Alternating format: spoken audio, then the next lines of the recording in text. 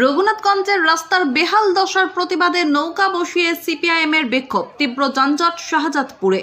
দীর্ঘদিন ধরে জঙ্গিপুর লালগোলার রাজ্য সড়কের করুণ অবস্থার প্রতিবাদে রাস্তায় নামলেন বাম কর্মীর সমর্থকেরা।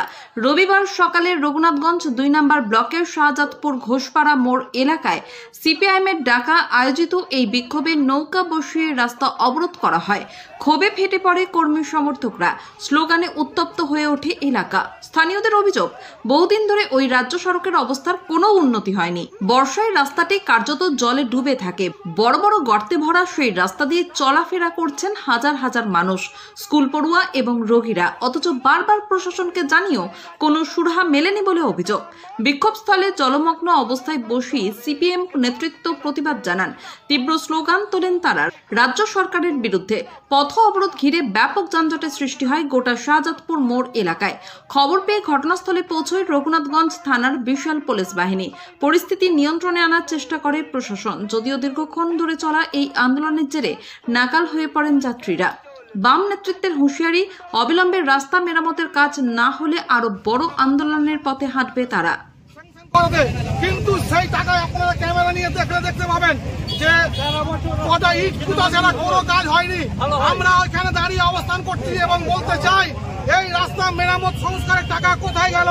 এই টাকা কাটমানি কারা খেলো তার উত্তর দিতে হবে এবং অবিলম্বে এই রাস্তাকে চলাচল যোগ্য করে মানুষের, বিশেষ করে প্রসূতি মায়েদের, অসুস্থ রোগীদের যাতায়াতের যোগ্য করে তুলতে হবে। যতক্ষণ পর্যন্ত না প্রশাসনিক এই আশ্বাস আমাদেরকে দেবে যে রাস্তা অবিলম্বে মেরামত হবে এবং কাটমানি যেটা ইতিমধ্যে তারা খেয়েছে সেই টাকা উদ্ধার হবে, ততক্ষণ আমাদের অবস্থান চলবে, আন্দোলন চলবে, লড়াই সংগ্রাম চলবে। আমরা এই পথ থেকে সরব না, কারণ লাল ঝান্ডা জনগণের স্বার্থে, জনগণের জন্য এই লড়াই করছে এবং এই রাস্তা মেরামত করেই আমরা আজকে আমরা এই আন্দোলন শেষ করব। তাই আমরা এখানে দৃঢ় প্রত্যক্ষ, আমরা জনগণের কাছে ক্ষমা চেয়ে নিচ্ছি। যাদের এই অবস্থানের জন্য কিছুটা সমস্যা আছে তারা একটু সহযোগিতা করবেন, কিন্তু আপনাদের বৃহত্তর সমাজের স্বার্থে এই লড়াই দীর্ঘস্থায়ীভাবে চলবে যতক্ষণ রাস্তা মেরামত না হচ্ছে। দেখে সে রাস্তা নাকি টেন্ডার পাস হয়েছে কিন্তু সেভাবে কাজ হয়নি। সে কাজ দেখেছে, কাজ হয়ে গেছে, কিন্তু সেই জায়গায় রাস্তা খাল। আজকে সিপিএমরা তারা রাস্তায় নৌকা ছেড়ে বিক্ষোভ দেখালেন। সেটা হচ্ছে আপনার বিএলআর সামনে।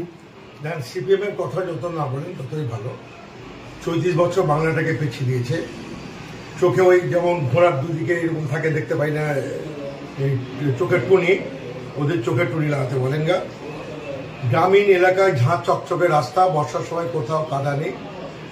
আপনাদের একটা কথা বলি, একদিকে গড়বে একদিকে ভাঙবে। যে জায়গাটার কথা বলা হচ্ছে রাজ্য সড়ক পথ, এখানে পুরো রাস্তা ঝাঁ চকচকে। কর্মক্ষেত্রের কাছে 2-3টি জায়গায় একটু উগ্রথব্র হয়েছে। আমাদের অর্ডার হয়ে গেছে, কাজটা তৈরি হবে বলে। বর্ষার সময় আমার সঙ্গে আধিকারিক এসেছিল, এর আগেও আমরা কিছু ইট দিয়ে টেম্পোরারি ভাবে যাতে মানুষের কোনো অ্যাক্সিডেন্ট না হয়। আমাদের বর্ষা পার হলে, তার কারণ জানেন যে পিচ হিট করতে গেলে টেম্পারেচার দরকার আছে।